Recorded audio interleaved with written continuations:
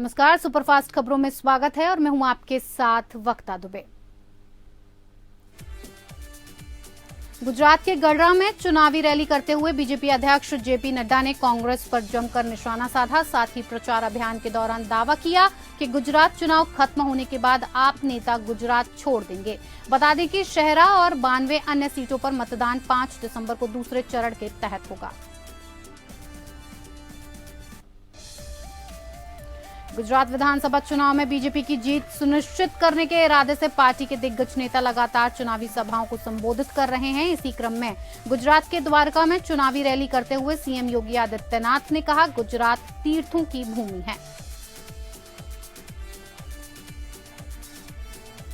छावला मामले में उत्तराखंड के मुख्यमंत्री पुष्कर सिंह धामी का बयान दिया है। उन्होंने दिल्ली के उपराज्यपाल द्वारा पुनर्विचार याचिका की अनुमति देने पर उपराज्यपाल का धन्यवाद किया है। आगे उन्होंने कहा कि पीड़ित परिवार के साथ पूरी सरकार और उत्तराखंड खड़ा हुआ है।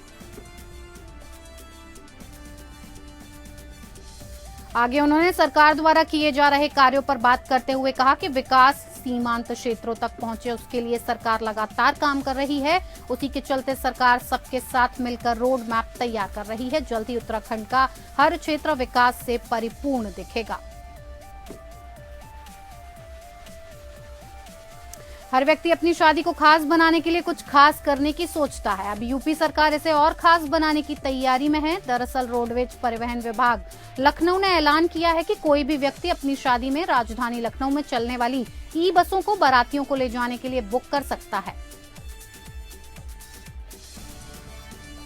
यूपी ऐसा करने वाला पहला राज्य बना है जहां पर एसी व्यवस्था की गई है। इसके लिए परिवहन विभाग ने पूरी रूपरेखा तैयार कर ली है। यूपी की राजधानी लखनऊ में चलने वाली ई बसों को शहर के अंदर ही बारात ले जाने के लिए बुक किया जा सकेगा।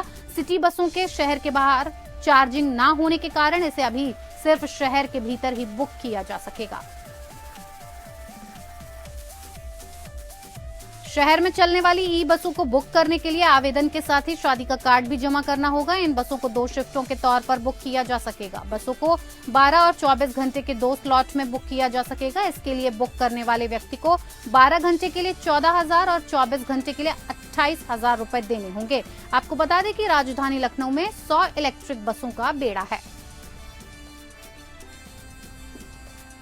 मनी लॉन्ड्रिंग मामले में जेल में बंद दिल्ली सरकार के मंत्री सत्येंद्र जैन का नया वीडियो सामने आया है। इस वीडियो में सत्येंद्र जैन होटल का खाना खाते दिखाई दे रहे हैं। बीजेपी ने ये वीडियो जारी करते हुए कहा कि ये जेल नहीं रिसोर्ट लग रहा है। वहीं इस वीडियो में सत्येंद्र जैन के उस दावे पर सवाल खड़े कर दिए हैं जिसमें उन्होंने कहा था कि उन्हें सही से खाना नहीं दिया जा रहा है। बीजेपी के इस जारी वीडियो में सत्येंद्र जैन के बिस्तर पर 3 अलग अलग डिब्बे दिखाई दे रहे हैं जिसमें तरह तरह के व्यंजन रखे हैं। साथ ही सत्येंद्र फल भी खाते दिखाई दे रहे हैं। तिहाड़ जेल के सूत्रों के मुताबिक जेल में रहने के दौरान सत्येंद्र जैन का वजन 8 किलो बढ़ गया है, जबकि उनके वकील ने दावा किया था कि उनका वजन 28 किलो कम हो गया है। राजधानी दिल्ली के पालम इलाके में एक सनसनीखेज वारदात सामने आई है। एक युवक ने अपने ही माता पिता, बहन और दादी की चाकू गोद कर हत्या कर दी। बुधवार सुबह पुलिस ने घटना की जानकारी दी है। सूचना के बाद मौके पर पहुंची पुलिस ने शवों को कब्जे में लेकर जांच पड़ताल शुरू कर दी। दिल्ली पुलिस ने बुधवार को कहा कि राष्ट्रीय राजधानी के पालम इलाके में एक परिवार के 4 सदस्यों की चाकू मारकर हत्या कर दी गई। पुलिस ने बताया कि मामले में आरोपी को गिरफ्तार कर लिया गया है। आरोपी की पहचान 25 साल के केशव के रूप में की गई है। कहा जा रहा है कि आरोपी ड्रग एडिक्ट है और कुछ दिन पहले ही वो रिहैब सेंटर से लौटा था। आरोपी केशव को तब गिरफ्तार किया गया था जब पीड़ितों के शव उनके पालम स्थित घर में खून के धब्बों के साथ पाए गए थे। पुलिस ने कहा कि अपने परिवार के 4 सदस्यों की गला काटकर हत्या की है। इसके लिए उसने किसी नुकीले हथियार का इस्तेमाल किया। मृतकों के शरीर के अन्य हिस्सों पर भी वार के निशान पाए गए हैं। पुलिस ने कहा कि दिवाली के बाद कथित तौर पर बेरोजगार था। वारदात के दौरान आरोपी ड्रग्स के नशे में था। मृतकों की पहचान आरोपी की दादी, पिता दिनेश, मां दर्शना और बहन उर्वशी के रूप में की गई है। पुलिस के मुताबिक आरोपी के माता पिता के शव बाथरूम में मिले थे, जबकि उसकी बहन और दादी के शव अलग अलग कमरों में मिले थे। वारदात के बाद भी आरोपी अपने घर में था।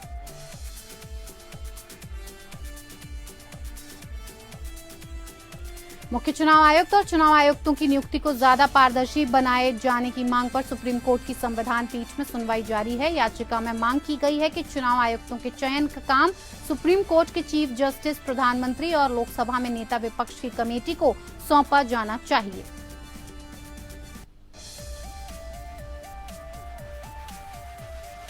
कोर्ट ने कहा कि मुख्य चुनाव आयुक्त को इतना मजबूत होना चाहिए कि अगर कल प्रधानमंत्री के ऊपर भी किसी गलती का आरोप लगता है तो वो अपना दायित्व निभा कर सके। इस पर सरकार ने जवाब दिया कि सिर्फ काल्पनिक स्थिति के आधार पर केंद्रीय कैबिनेट पर अविश्वास नहीं किया जाना चाहिए। अब भी योग्य लोगों की ही चयन किया जा रहा है।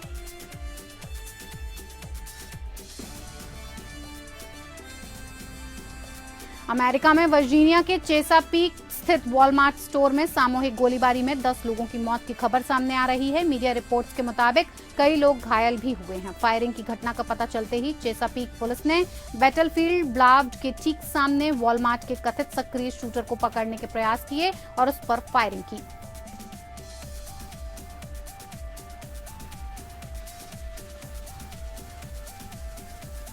चेसापीक पुलिस डिपार्टमेंट का कहना है कि करीब 10 लोगों की मौत हुई है और कई लोग घायल हुए हैं। पुलिस इमारत की छानबीन कर रही है। पुलिस का मानना है कि शूटर मारा गया है, लेकिन लोगों को अभी इमारत से दूर रहने के लिए कहा गया। मीडिया रिपोर्ट्स के मुताबिक फायरिंग की सूचना देने वाला कॉल मंगलवार रात 10:12 पर आया। नाइजीरिया के मेदुगिरी शहर के बाहरी इलाके में 3 बसों की आपस में जोरदार टक्कर हो गई। हादसे में 37 लोगों की मौत हुई। हादसा मंगलवार को हुआ जब 2 कमर्शियल बसों में आमने सामने की टक्कर हुई, जिसके बाद बसों में आग लग गई। इसी दौरान तीसरी बस की भी टक्कर दुर्घटनाग्रस्त बसों के साथ हो गई। स्थानीय अधिकारियों के मुताबिक हादसे का कारण बसों की तेज रफ्तार बताई जा रही है। कहा जा रहा है कि 2 बसें विपरीत दिशाओं में चल रही थी, लेकिन उनमें से एक ने नियंत्रण खो दिया और दूसरी से जा टकराई। बता दें कि नाइजीरिया में अक्सर भीषण सड़क दुर्घटनाएं रिपोर्ट की जाती हैं, जो अक्सर ओवरलोडिंग, खराब सड़क की स्थिति और लापरवाह ड्राइविंग के कारण होती है।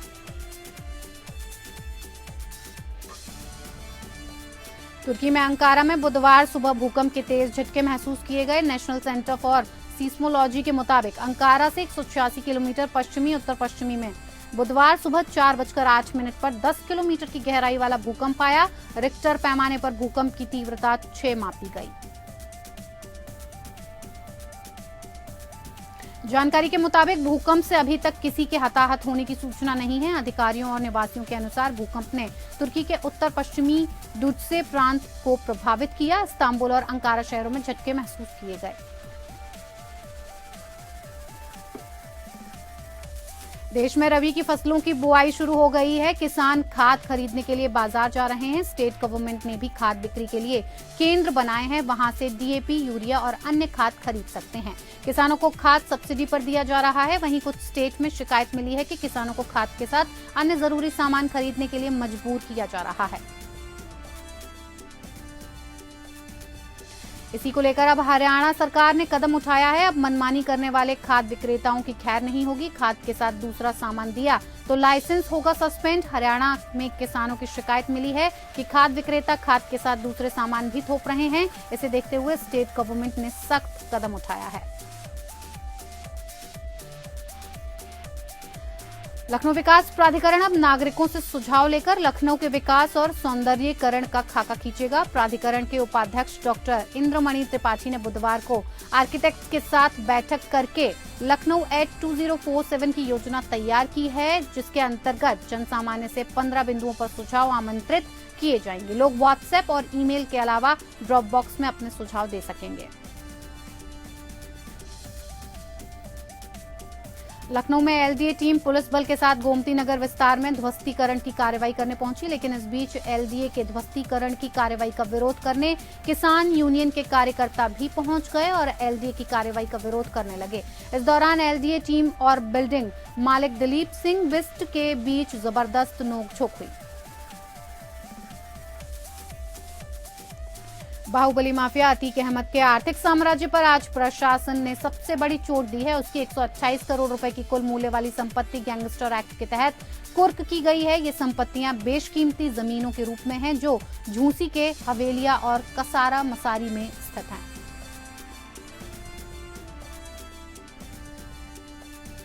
पिछले 3 साल में सरयू की कटान इस गांव के लोगों में दहशत का कारण बनी है। नदी की कटान में यहां के 10 लोगों के आवास बह गए और आवास बहने के कगार पर हैं। अब ग्राम प्रधान और यहां के लोगों ने अधिकारियों से मदद की गुहार लगाई है। मामला अयोध्या जिले के माया ब्लॉक स्थित तहसील सदर के रामपुर फुवारी माझा मदरिया गाँव का है।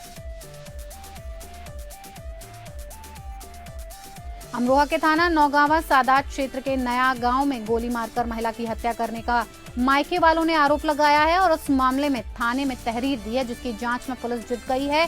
महिला के परिजनों का कहना है कि ससुराल वाले दहेज के लिए प्रताड़ित कर रहे थे और दहेज की मांग पूरी न होने पर इन्होंने उसे गोली मारकर मौत के घाट उतार दिया।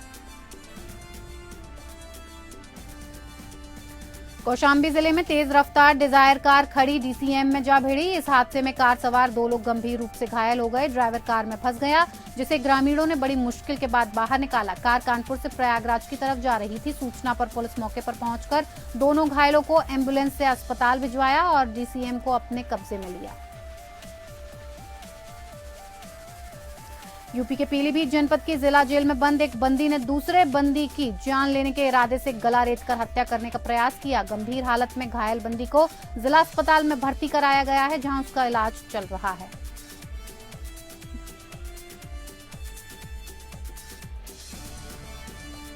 पीलीभीत जनपद में एफसीआई का चावल ट्रकों में ओवरलोड करके ढोया जा रहा है। एफसीआई का चावल राइस मिलों से लरोली खेड़ा स्थित गोदाम पर भेजा जा रहा है। बताया जा रहा है 10 टायर ट्रक की क्षमता 18 टन है, उसमें 29 टन भेजा जा रहा है।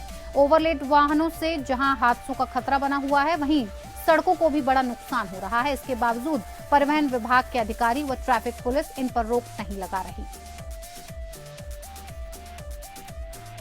रामपुर के शहर विधानसभा 37 पर उपचुनाव हो रहे हैं। यहां कैबिनेट मंत्री सुरेश खन्ना पार्टी प्रत्याशी आकाश सक्सेना के समर्थन में प्रेस वार्ता करते हुए मीडिया से मुखातिब हुए, जहां पर उन्होंने योगी सरकार की योजनाओं का बखान किया और बीजेपी प्रत्याशी को जिताने की जनता से अपील की।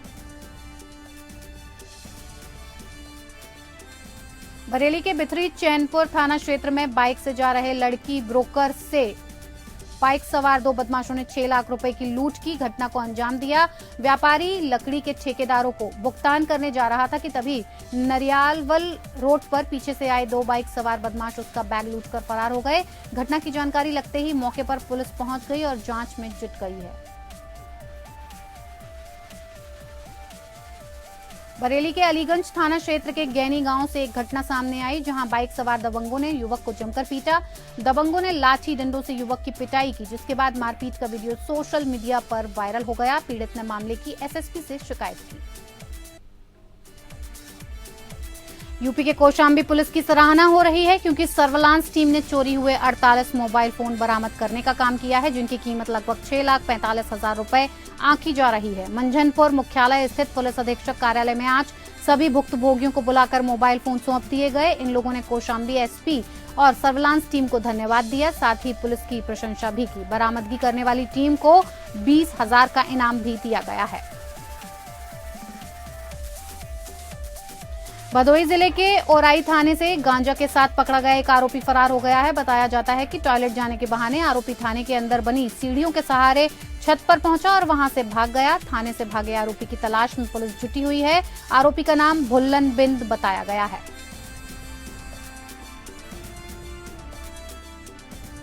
मऊ में जमीनी विवाद को लेकर पट्टीदारों के बीच जमकर मारपीट हुई, जिसमें एक की मौत हो गई है। मौके पर पहुंची पुलिस ने शव को पोस्टमार्टम के लिए भेज दिया। मृतक का नाम हरिहर चौहान और उम्र 68 साल बताई जा रही है। मृतक के परिजनों का रो रो कर बुरा हाल हो गया है। मामला मऊ के सराय लखनसी थाना क्षेत्र के ठकुरमपुर गांव का है। 50 साल के एक बाइक सवार को पीछे से गोली मारने की घटना सामने आई है। गांव सैंतरा के निवासी कायमगंज से वापस घर जा रहा था कि तभी गांव रजपालपुर तिराहा के पास मंदिर के करीब अज्ञात ने बाइक सवार को पीछे से गोली मार दी, जिससे बाइक सवार गंभीर रूप से घायल हो गया। सूचना पर पहुंची पुलिस ने आनन फानन में गंभीर को घायल को सीएचसी कायमगंज में भर्ती कराया, जहां डॉक्टर ने आलोक गंगवार को जिला अस्पताल लोहिया के लिए रेफर कर दिया है। मामला कायमगंज कोतवाली क्षेत्र के गाँव भटासा के करीब राजपाल नगर तिराहे का मामला है। कानपुर में मोतियाबिंद का ऑपरेशन कराने गए 6 बुजुर्ग लोगों की आंखों की रोशनी चली गई। इन लोगों ने कानपुर के मुख्य चिकित्सा अधिकारी से शिकायत करके अस्पताल के खिलाफ कार्रवाई करने को कहा है। सीएमओ ने जांच बिठा दी है। जांच रिपोर्ट आने के बाद अस्पताल वालों के खिलाफ कार्रवाई होगी। आपको बता दें कि कानपुर के बर्रा इलाके में मोतियाबिंद का ऑपरेशन कराने का कैंप लगा हुआ था। इसमें शिवराजपुर के रहने वाले लोग भर्ती हुए। इनका ऑपरेशन किया गया, जिसके बाद उनकी आंखों की रोशनी चली गई। सीएमओ ने जांच कमेटी बनाई है। जांच रिपोर्ट आने के बाद अस्पताल के खिलाफ कार्रवाई की जाएगी। यूपी के पीलीभीत जनपद में सिविल जज प्रियंका रानी ने सपा से पूर्व राज्य मंत्री हेमराज वर्मा के खिलाफ कुर्की वारंट जारी किया है। इससे पहले गैर जमानती वारंट तामील कराने के लिए एसपी को भेजा गया, मगर पुलिस इसे तामील नहीं करा पाई, जिस कारण अब ये कार्रवाई की गई है। आपको बता दें कि सपा के पूर्व मंत्री हेमराज वर्मा समेत 26 लोगों पर 4 साल पहले सरकारी संपत्ति को नुकसान पहुंचाने की तत्कालीन सिटी मजिस्ट्रेट डॉक्टर अर्चना द्विवेदी ने 21 अक्टूबर 2018 को सुनगढ़ी थाने में रिपोर्ट दर्ज कराई थी। बिजनौर के धामपुर रेलवे स्टेशन के पास ट्रेन से कटकर एक अधेड़ व्यक्ति की दर्दनाक मौत हो गई। मामला जनपद बिजनौर के कस्बा धामपुर मोहल्ला बाड़बान का है। चौकी इंचार्ज रणवीर सिंह ने बताया कि अकाल तख्त ट्रेन के ड्राइवर ने बताया एक व्यक्ति ने ट्रेन के आगे कूदकर आत्महत्या कर ली, जिस पर चौकी इंचार्ज अपने स्टाफ के साथ मौके पर पहुंचे और शव को कब्जे में लिया। पंचनामा भरकर पोस्टमार्टम के लिए बिजनौर भेज दिया। इटावा के फ्रंट्स कॉलोनी थाना क्षेत्र के ओमपुरम के रहने वाले सिपाही ब्रजेश कुमार यादव और उनकी पत्नी घर पर गोली लगने से लहूलुहान हो गए। गोली लगने के बाद आनंद फानन में उन्हें उपचार के लिए जिला अस्पताल ले जाया गया, जहां उनकी हालत को गंभीर देखते हुए सैफई पीजीआई के लिए रेफर कर दिया। वहीं परिजनों ने के मुताबिक सिपाही ने खुद को स्वयं गोली मारी है, लेकिन अभी ये स्पष्ट नहीं हो सका है कि किस असला से उन्होंने गोली मारी है और इसके पीछे का कारण क्या रहा। हाथरस के गांव चौक में घरेलू सिलेंडर फटने से घर में भीषण आग लग गई, जिसमें मां बेटे की मौके पर ही मौत हो गई। पुलिस ने शवों को कब्जे में लेकर जांच पड़ताल शुरू कर दी है। महिला विटामिन देवी 65 वर्ष और उनका बेटा विनोद 35 वर्ष कहीं बाहर गए थे। जब शाम को घर लौटे और दरवाजा खोलकर जैसे ही माचिस की तीली जलाई, लीकेज गैस सिलेंडर में आग लग गई और धमाका हो गया। धमाके की आवाज और आग की लपटें देखकर गांव वाले मौके पर पहुंच गए और बचाव कार्य शुरू किया। फायर ब्रिगेड ने मौके पर पहुंचकर आग पर काबू पाया। जौनपुर जिले के लाइन बाजार थाना क्षेत्र के जेसीज चौराहे के पास स्कूटी सवार युवकों ने एक युवक को सिर पर गंभीर वार करके नकदी रुपए और मोबाइल लूट लिया। दिन दहाड़े हुई इस घटना से स्थानीय लोगों में दहशत का माहौल है। सीसीटीवी में साफ देखा जा सकता है, जिसमें बेल्ट व ईंटों से युवक के ऊपर करीब 4 युवकों ने हमला किया। गोंडा में दबंग प्रधान की दबंगई का वीडियो वायरल हो गया है। सरकारी जमीन को जोतकर कब्जा किया गया है। पंचायत चुनाव में वोट न मिलने से नाराज प्रधान ने रास्ते को बंद कर दिया। सूचना पर पहुंची पुलिस से भी दबंग प्रधान ने रंगबाजी दिखाई और सरकारी जमीन को अपनी बापौती बताया। स्थानीय राजनीति के दबाव के चलते पुलिस ने दबंग प्रधान पर कोई कार्रवाई नहीं की। मामला तरबगंज थाना क्षेत्र के ग्राम पंचायत गोहानी का है। कानपुर में काले कोट की दबंगई फिर एक बार देखने को मिली है। कोतवाली थाना क्षेत्र में अपनी ड्यूटी को पूरी निष्ठा के साथ निभा रहे ट्रैफिक पुलिस के कांस्टेबल के साथ मारपीट का वीडियो सामने आया है, जिसमें ड्यूटी के दौरान कुछ वकीलों ने कांस्टेबल के साथ मारपीट और अभद्रता की तस्वीर सड़क पर लगे कैमरों में कैद हो गई। संयुक्त पुलिस कमिश्नर आनंद प्रकाश तिवारी ने बताया कि ये दुर्भाग्यपूर्ण घटना है कि वकीलों ने इस तरह की हरकत की। कोतवाली थाने में मुकदमा दर्ज किया गया है और इस मामले में कार्रवाई की जा रही है।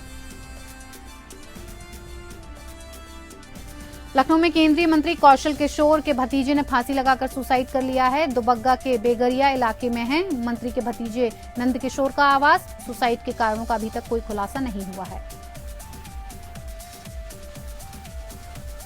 गाजियाबाद में बीते दिनों हुए अपहरण के बाद फिरौती की रकम न देने पर अपहरणकर्ताओं ने 11 साल की मासूम बच्ची खुशी का बेरहमी से कत्ल कर दिया और शव को गाजियाबाद से दूर बुलंदशहर के देहात इलाके के जंगलों में फेंक दिया। परिवार वाले आरोप लगा रहे हैं कि खुशी के साथ बलात्कार जैसी घिनौनी घटना भी हुई है, लेकिन पुलिस पूरी घटना को छुपाने में लगी हुई है। हमीरपुर जिले में खाद न मिलने से परेशान किसानों ने कृषि उपज मंडी समिति में जमकर हंगामा काटा। किसानों ने कहा कि वो 5 दिनों से सोसाइटी के चक्कर लगा रहे हैं, लेकिन बुआई के लिए खाद नहीं मिल पा रही है। किसानों ने बताया कि बाजार में खाद के दाम 400 से 500 रुपए तक अधिक हैं। किसान चिल्लाते रहे, मगर उनकी बात किसी ने नहीं सुनी और मायूस किसान वापस लौट आए।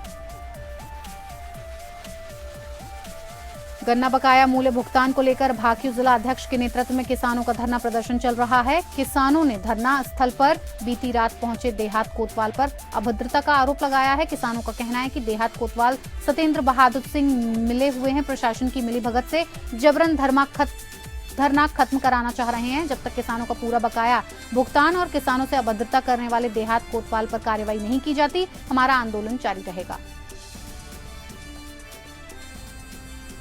अमरोहा में एसपी कार्यालय पर धरना प्रदर्शन पर बैठे अधिवक्ताओं ने पुलिस कार्यालय के बाहर रोड को जाम कर दिया। उन्होंने पुलिस प्रशासन के खिलाफ जमकर नारेबाजी की। अधिवक्ताओं ने आरोप लगाया कि पूर्व सांसद कंवर सिंह तंवर और जिला पंचायत अध्यक्ष ललित तंवर के इशारों पर अधिवक्ता के खिलाफ लूट का झूठा मुकदमा दर्ज कराया गया है। शाहजहांपुर में दबंगों ने पूर्व कोटेदार की गोलियों से भूनकर हत्या कर दी है। परिवार पर हुए हमले में पूर्व कोटेदार के परिवार के 4 अन्य सदस्य भी घायल हुए हैं। आरोप है कि दबंग पूर्व प्रधान और उसके बेटों ने जमीन विवाद के चलते ताबड़तोड़ गोलियां चलाकर हत्या कर दी। घटना के बाद से गांव में तनाव का माहौल है। फिलहाल पुलिस ने गांव में डेरा डाल दिया है। सिद्धार्थनगर में शहीदों के सम्मान में ड्रमरियाजगंज के अमरगढ़ से शहीद सम्मान यात्रा निकाली गई। 1858 में अमरगढ़ में सैकड़ों लोग आजादी की लड़ाई में शहीद हुए थे, लेकिन ये स्थान अभी तक गुमनामी में था। आज शहीदों की याद में शहीद सम्मान यात्रा निकाली गई, जिसका समापन कल बजरंगी चौक पर होगा।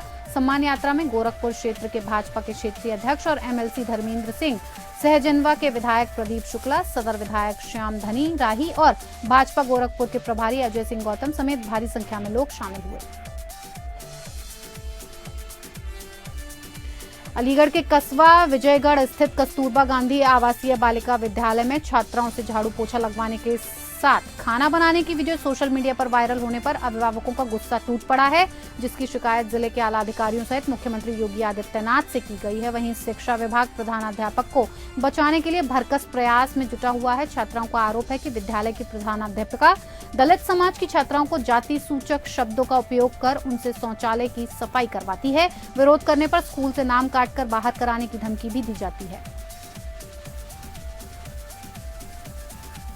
भारतीय जनता पार्टी प्रदेश अध्यक्ष भूपेंद्र चौधरी आज अपने काफिले के साथ पहली बार भारतीय जनता पार्टी के उम्मीदवार आकाश सक्सेना के पक्ष में जनपद रामपुर पहुंचे, जहां पार्टी के हजारों की संख्या में कार्यकर्ताओं ने उनका जोरदार स्वागत किया। भूपेंद्र चौधरी ने अंबेडकर पार्क स्थित पंडित दीनदयाल उपाध्याय और अंबेडकर जी की प्रतिमा पर माल्यार्पण किया। इस दौरान भूपेंद्र चौधरी ने कहा कि रामपुर में बीजेपी का कमल खिलेगा। सुपरफास्ट खबरों में मेरे साथ फिलहाल इतना ही। मुझे दीजिए इजाजत। नमस्कार।